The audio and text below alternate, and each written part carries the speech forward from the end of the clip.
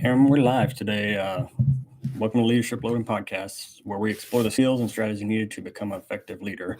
And in today's episode, we're talking about the importance of clear communication in leadership. So this is a live episode. I wanted to get you a live stream today because we do not have a guest, so you get me.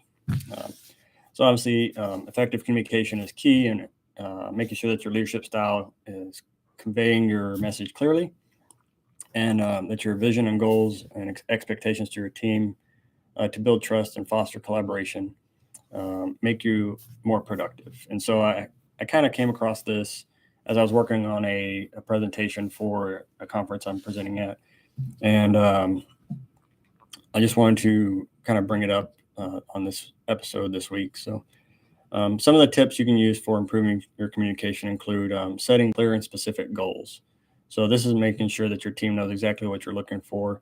A lot of people will call these SMART goals. They're specific, measurable, attainable, realistic, and time sensitive.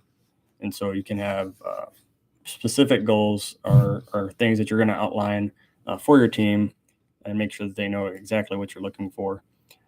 Measurable, you want to make sure that they are measurable, either in some kind of numeric form, such as if you're going to try to reach a goal on your budget, you want to make sure that the budget is identified and that you have a metric on how you're going to meet that goal. Attainable, that means you want to make sure that the goal is attainable, and as far as you have the resources in place to do that. This could be using the budget example.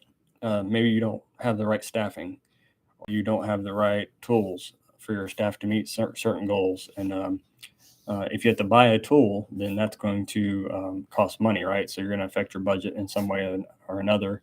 So you want to make sure that is figured into your goal.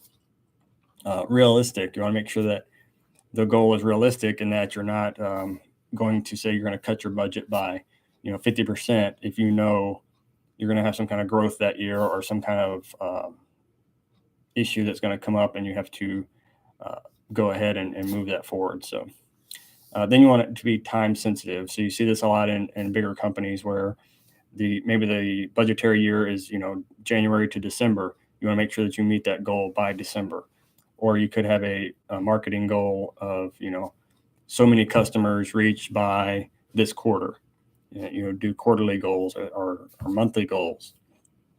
These are some things you've probably done in your everyday life, right? You have a goal. We just finished up New Year's. At the time of this recording, it's first week of February. So a lot of people have given up on their New Year's goals.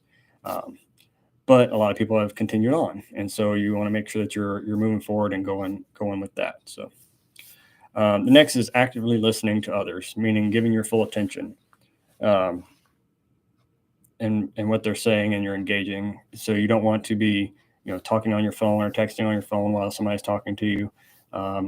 Purposely, my office is set up to where my computer is not between me and the person that's visiting my office, so that I'm able to give them my full attention and I'm not looking at the computer screen while they are sitting in my office. Also, if you're on the phone, even if you're not in person, you want to make sure that you're not doing other tasks while the other person is talking to you, because then you get a lot of that yes, yeah, that sort of thing as they're talking to you, and they can kind of tell that you're not engaged. So you want to make sure that you're actively listening to what they're doing. Also, once you've actively listened, you can take time to process and respond to what they're saying so they know that you understood what they're doing. Next, you have nonverbal cues, because kind of in line with this whole listening is the nonverbal cues. So how you're looking at them and how you're reacting to what they're saying.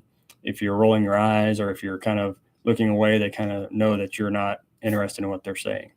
So making sure your facial expressions are not demeaning, and that your tone of voice, how you're talking to them, all plays into your goals and how you're wanting them to react to that. So, all right. And then next one is being transparent in your communication. So I'm very transparent with my teams. I make sure that I tell them everything I can tell them, unless it's, I've been told not to tell them certain things.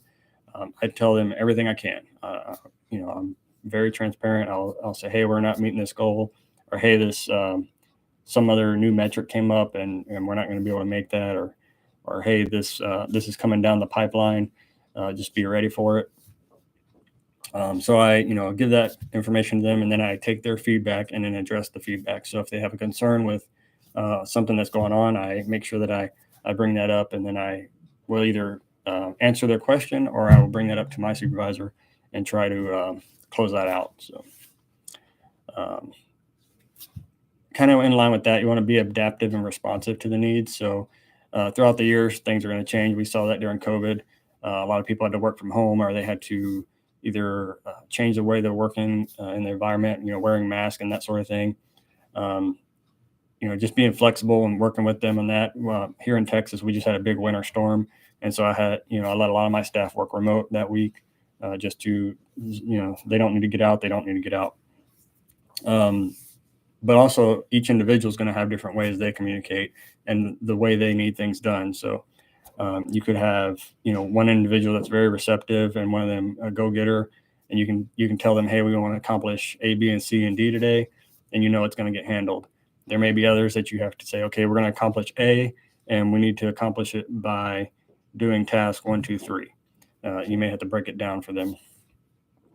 But anyway, you want to find different ways to communicate with them. It could be either in person. I know some of my staff I have to talk to in person to get the message across.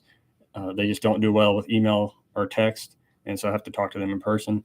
But there's some I know I can talk to them via text or email, and it's going to get handled. So, anyway, like I said, practice active listening, giving your full attention to the person, and all that. So if you're looking to improve your skills as a leader, consider taking a course or a workshop on effective communication. There's many resources available online or in person. I always suggest Toastmasters is a good resource. It's fairly low cost. I don't know the cost right now, but it's an annual membership fee. And there's clubs and chapters all across the United States, and you can join that.